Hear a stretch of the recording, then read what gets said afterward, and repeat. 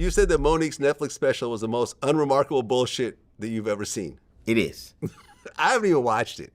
Me and her and her husband have such a bad history that I didn't want to watch it. I think that when you work that hard, you want a thing that bad, it should at least, you could go, now I can see what all the fuss is about. I thought it was unwatchable.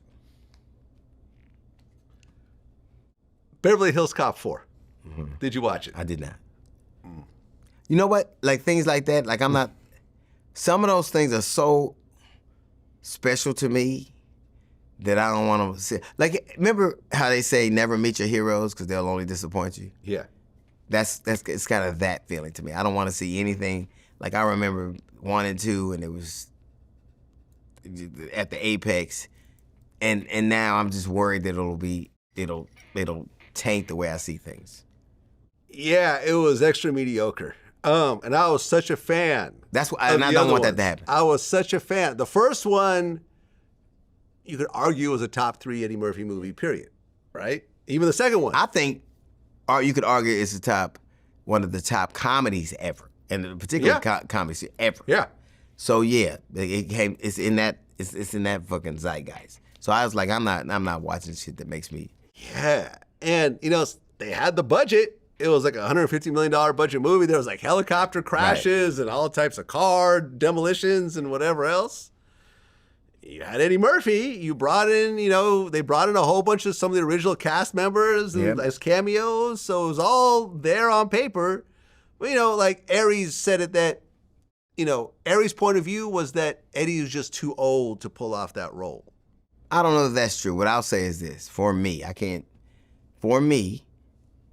it would be like, how do you beat, like Michael Jackson trying to be Thriller had to be, that's crazy. How you can't, you could do something else. Yeah. You could still have dope roles, but that. Bad was great. It wasn't Thriller, but it was great. It was great. It was great. You're never going to, I'm never going to be 22 again watching this movie. You're never going to be 30 making it or 27 making it. Yeah. I want that to live. I want to hold that work in high regard, and I don't want to do anything that taints that for me, so I won't watch. There's certain things at a certain point I'm just like, I've seen enough. Like even Kings of Comedy, I don't keep talking about it because it's like one of those things you seal in a glass case and you go see it every once in a while. I didn't need to see it. I know how great he was. I know what that franchise was. I don't need to see it on Netflix. Yeah, I mean, I'll tell you, like for example, Coming to America 2. Did you watch that? I did. Okay.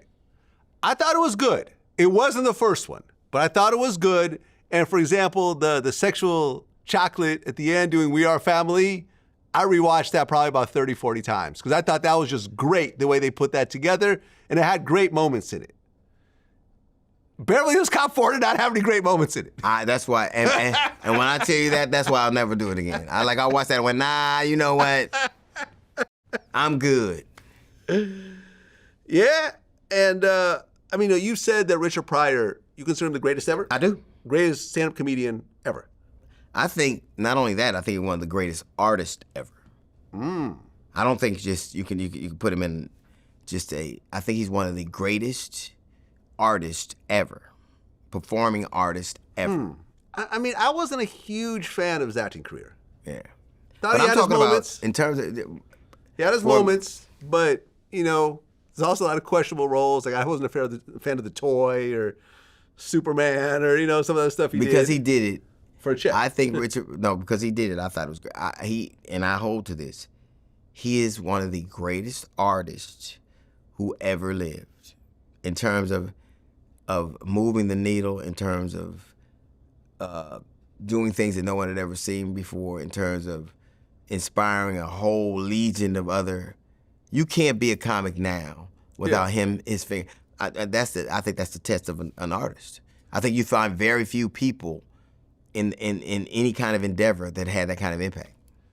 Yeah, I mean, you could honestly say you probably wouldn't have had an Eddie Murphy without Richard Pryor, because he definitely fashioned himself in the style of a Richard Pryor. Richard Pryor set the bar, right, and everyone else pretty much rose to it. But look at even the white comics, even the Jewish comics, even the people from all over the world.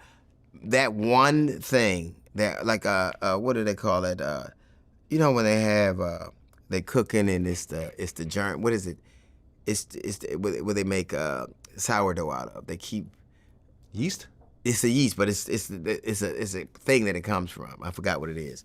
But he is that. He is that thing that everything comes from. No one, you can't look at comedy for the last 40 years and see a comic working today that wasn't affected in some way by Richard Pryor.